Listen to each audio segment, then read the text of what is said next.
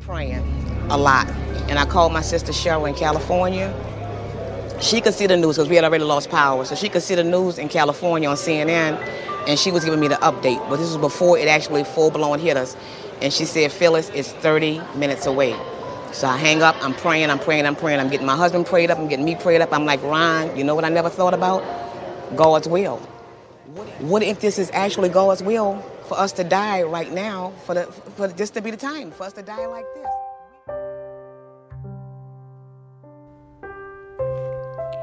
Water makes the woman. Water is ever so present. It is the reason every single one of you are here today. There's an emergence. Water makes the man. Drought brought you here. There is an emergence. Whether it was by way of commands pushing the sea, hand-molded obedience of oceans, dams, rivers, lakes. Water makes the baby. However the currents move throughout this experience, feel free to partake in the devotion of thanking water for its holy trinity and divinity, as long as it's pure and thoughtful. Salud. To drown, to be submerged in water, to flood, to build a boat, to reach a shore, to dance in rain, just to find your way back to water, to wade in water, to God troubling the water, to overcome water, to emerge from water, to wave, to tide and by, to riptide, to water filling Eric's body, to water taking Eric's life, to water giving him back to his mother, laying him to rest, to drink more water, because body wants what it is made of, to have been water, to have been filled with water, to needing water, to water.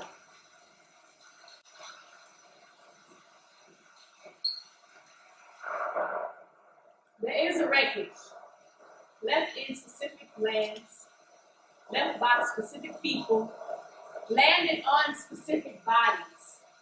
The value of this wreckage costs equal to, or more than, less than, similar to, the bodies. Plentiful on, popped, willing on, bumped on, and flooded, with oppression's lack of self-control and humanity-less equals. This wreckage has had a face we have all watched away in drought.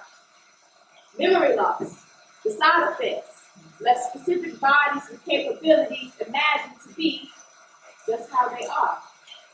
Never knowing, making something out of nothing is pure magic, supreme alchemy, is water to wine. Unfortunately, wreckage comes in bottles, is left in bottles, in specific lands, by specific people, but this drought is not unintentional. It is spoon-fed snowdrifts from well-fed farewells leaking from broken pipes and broken living spaces, carved out of specific areas, in specific corners, with specific red railroaded precision. This drought is always worth less than it is to fix, rebuild, renovate, repopulate, urbanize, and relocate specific bodies that are drowning in drought, but yay, oh how beautiful they swim. They unconsciously survive where food, basic necessities is used in fight. On specific bodies, always a fight. It's always had to fight because specific circumstances always picked one on any given day. And specific people caught in a peculiar cycle of drought and rain, drought and rain, drought and rain, drought lasting longer than necessary, the rain being deadly. Never enough to exist comfortably. Always balancing between drown and swim, never float. Just fighting currents, just stroke. Just have blood pressure, just stroke. Just fluid build up, just stroke. Just humans, just humans, just humans.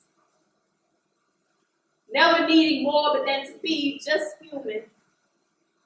Just products of wreckage left in specific lands to just swim, just swim, just swim, and swim will always be specific to these bodies. Coded in bodies' DNA, water always will be specific to these bodies. Whether watering, wreckage, or raft, water always be specific to these bodies.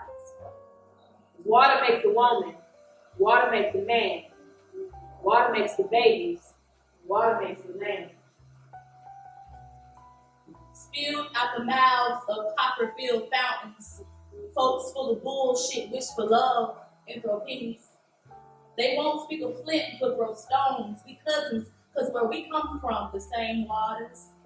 Muddy Mississippi carry blues from city to city, dust to dust, flesh to ash. You folk of my same soul, tied down with chain, got brittle, then washed away in the water. On our side of town, black folks ain't ever learned to swim. We just put our feet in, cause Big Mama warned us. She said, don't you go too far off near the deep end. Yeah, learn to swim, but with your eyes open. There's just as many sharks on land as in ocean. Just don't go too far off now. Mama screamed, you know better than that. Don't let me catch your ass across train track on that side of Riff Raff. Black folk don't live near those waters. On their side of town, black folks ain't ever been safe. We just got our heads to pray, cause Papa saw it all in the paper. What happened to it? They said they found her swinging. Strangely still wet. They said that she did it herself. Like magic, how body can go from swim to fly just as quick as black folk can blink their eyes. Just don't go too far off. When danger arises on their side of town, white folks get real quiet. They don't know what happened. My auntie asked what happened, and they said, we don't know. But they do. Ugly duckling with full feathered wings, tips manicured gold. Mama knew it down in her soul. Her baby went too far. Her colors pissed someone off. They found her baby on the wrong end of train track. On that side of Riff Raff, where Mama taught us better than that. To never go where black folk don't live. Near our waters.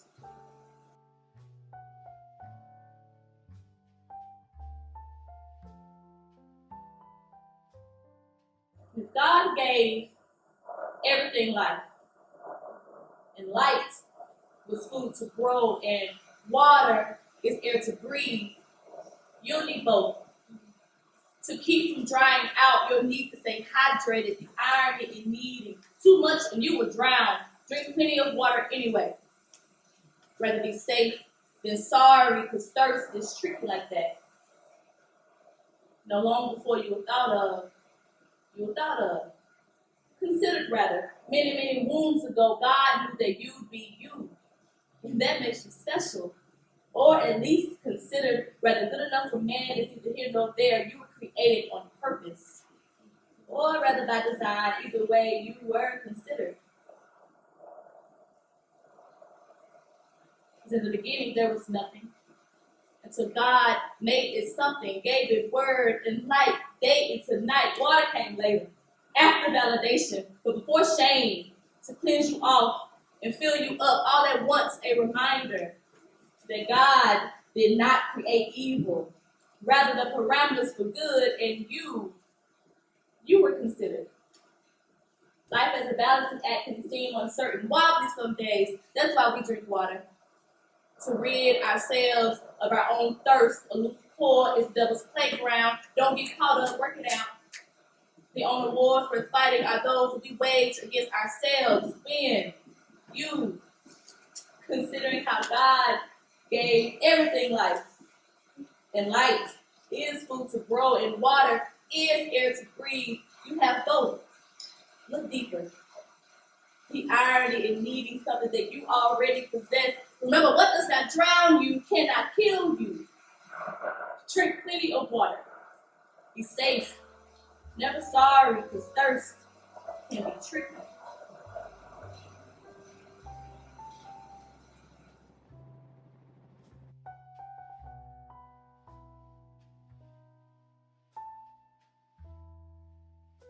Someone died this morning. I wonder if they thought being given more water than they could swallow was a natural death. I, on the other hand, woke up thirstier than normal. Consuming 16 ounces of fresh water, I tried to imagine the terror of seeing a once quiet seaside become angry. And I tried to swallow the fear. Making my way beyond my home, it is hot outside and sunny. News reads, 32 people dead after tropical storm. Ounces of me go,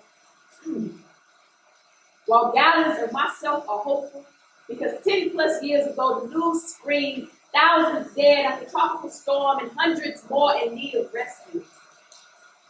Now, math is always known to be my worst subject, but making beans numerical again, I add both of those stories together, and I have experienced 0 tropical storms of my own, but yet felt the waves of home-ridden people pushing beyond the bounds of my city limits, which water never questioned, but I did. And in Welcome, I questioned, why couldn't they find refuge somewhere else?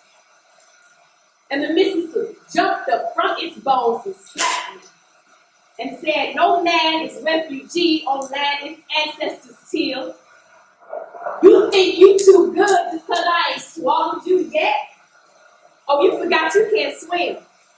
You forgot I'm the reason you even rest here, feed here, and drink here? She was right. I had fish that night, I drank water that morning. My great-great-grandmother sailed the spine of the Mississippi, soiling us in Memphis by way of the Delta. And the Mississippi motioned to inform me that it had been the granddaughter of the Nile, and that her grandmother made her walk the shores of Riverside, pushing beneath the bank for good soil and aquifers, and that 80% of me was made from that water, and those running from the coast of her neck needed new ground on her shoulders. Who was I to take that from her? We simply survived on what the Mississippi had to offer. We survived on freight and what Big Cotton could make. And there was no doubt in my mind that water would come along and push me on, push my children to their new home. And the water said, don't you remember the day you were baptized? The pool was just enough. But somebody died that day. When I was 14, first time I tasted the devil, he tasted like the Gulf at the end of the Mississippi. All salt, no substance, all beauty, but don't get in. I got close to the currents and fell face forward with my mouth open and my eyes wider. I had no clue salt was bad for you. I just knew that I wanted it on everything until my mouth started getting sores, bloody from domestic hands, not actually abusive, more like manipulative, but still that same type of damage. No, the devil never hit me, but still that same type of damn, if I do or if I don't, is the least of my worries. Hell, salt ain't even the problem. I underestimated hypertension, a hype for attention, not noticing how much salt I'd been sprinkling. And my mama tried to warn me. She said, baby, find you some business that don't look or sound like that nigga. But mama, I know what salt tastes like. And I want it.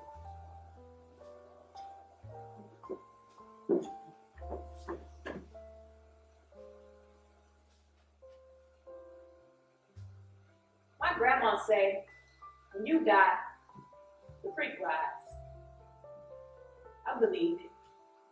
I seen it. It is to ship you back to which you came, push you back to which you were made. Wombs hold life longer than our months. They harbor lifetimes, harbor universes. They are the eye of the storm, the treaty for war. Women cramp from the pains of those we have lost. Menstruation is the blood of those we have lost. Mothers' bodies contort. The universe contorts. Mothers' bodies expand because the universe is always and forever expanding.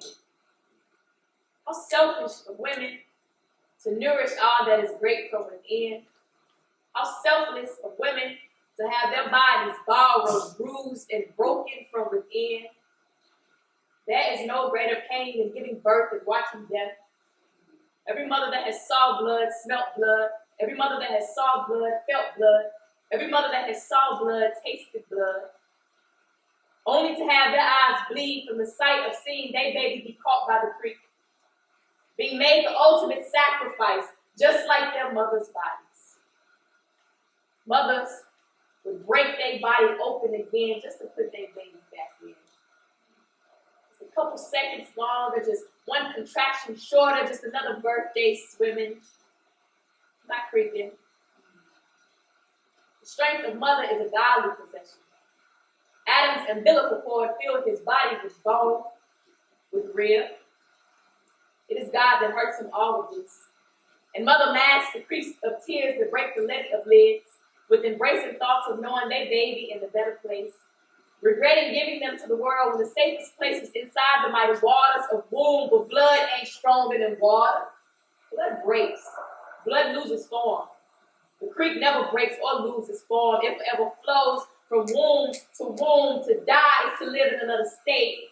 Women have died time and time again. God has died time and time again. And we thank her for her rising. Her body waved to the sea of eyes, and they all rested ashore.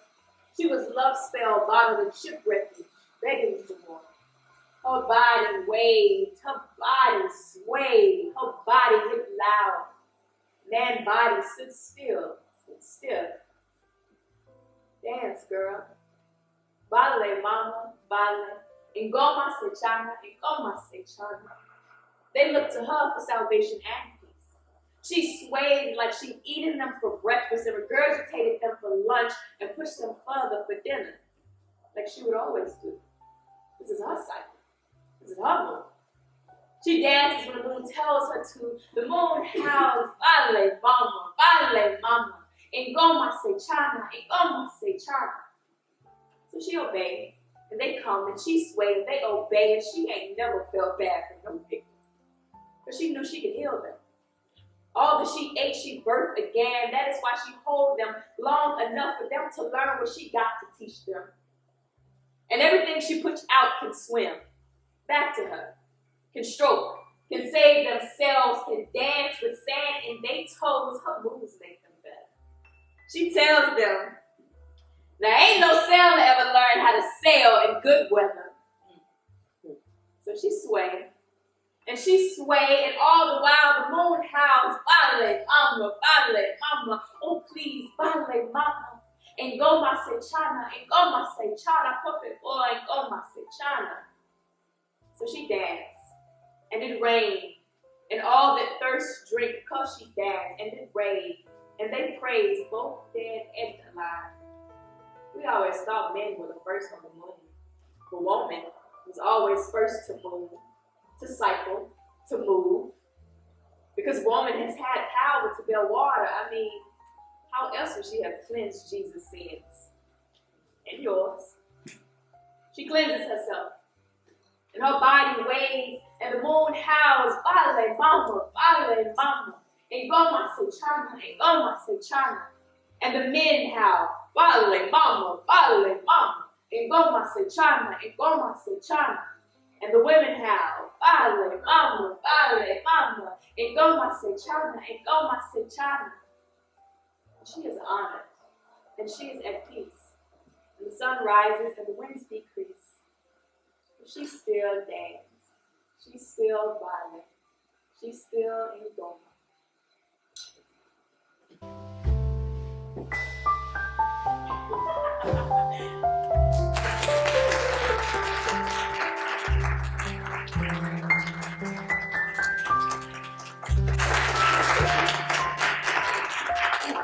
Well, we first want to thank you guys for coming. Thank everyone for coming, guys, and supporting us. I am Jasmine Settles. I am Bria Brown. And we are Women's Water, but together with the Kinamara, we are the Homegirls of Homegrown.